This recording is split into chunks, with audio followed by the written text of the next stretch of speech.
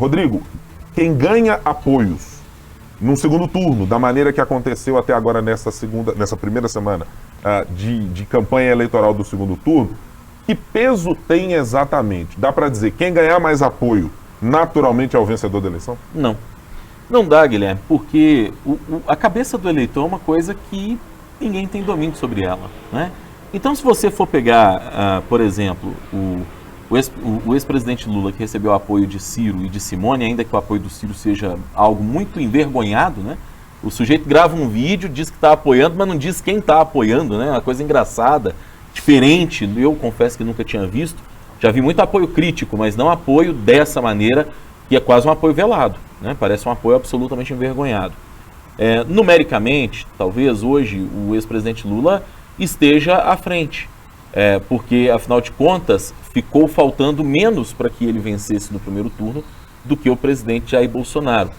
E talvez, se a gente pegar um contingente razoável apenas de eleitores de Ciro e de Simone Tebet que possam migrar para Lula, essa vitória de Lula, mesmo que por uma margem pequena, bastante apertada, ela estaria mais próxima. Ao mesmo tempo, o presidente Bolsonaro tem os governadores do Sudeste, são os 3 principais colégios eleitorais do Brasil, são os 3 principais estados do Brasil. Tem também o apoio do governador do Distrito Federal, que é algo simbólico, está aí perto do poder. O Ricardo vai poder falar disso muito melhor até do que nós dois. Mas aí tem o fator cabeça do eleitor. Por que estou dizendo isso, Guilherme? É porque se a gente for observar, o Lula foi quem pregou no final do primeiro turno o chamado voto útil, né? E basta ver que o Ciro derreteu na reta final da eleição e saiu com um desempenho que nunca tinha sido visto, com pouco mais de 3% dos votos. O Ciro não conseguiu bater 4 milhões de votos, né? Algo impensável para eleições anteriores.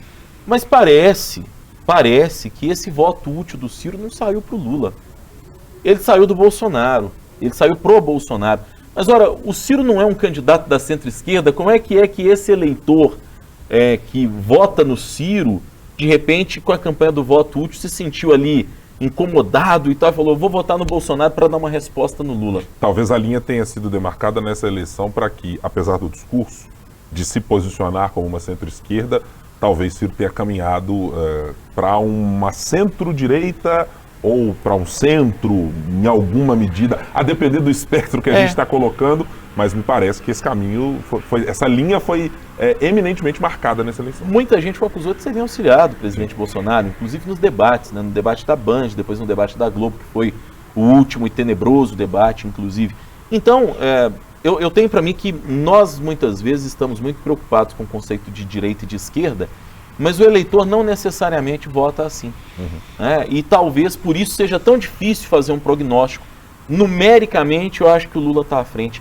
Mas olha, o bolsonarismo é uma força realmente muito considerável na sociedade e é preciso falar isso. Ricardo, o simbolismo político dos apoios se traduz ou pode se traduzir de fato em votos?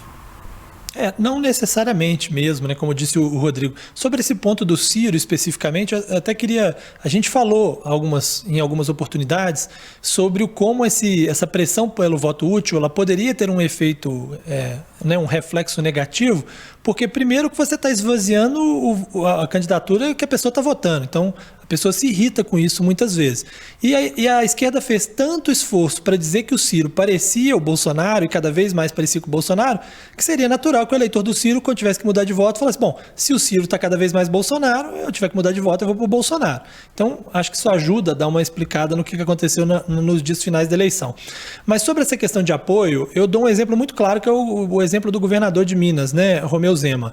Ele foi super bem votado em Minas Gerais, foi eleito no primeiro turno, com votos inclusive de lulistas.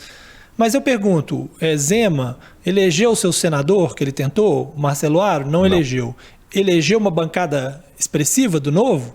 Não elegeu. Uma bancada menor, né, estadual e federal. Quer dizer, se ele não conseguiu interferir na eleição local, que a máquina pesa muito mais sobre essa eleição local, por que imaginar que ele mexeria com a eleição nacional, né?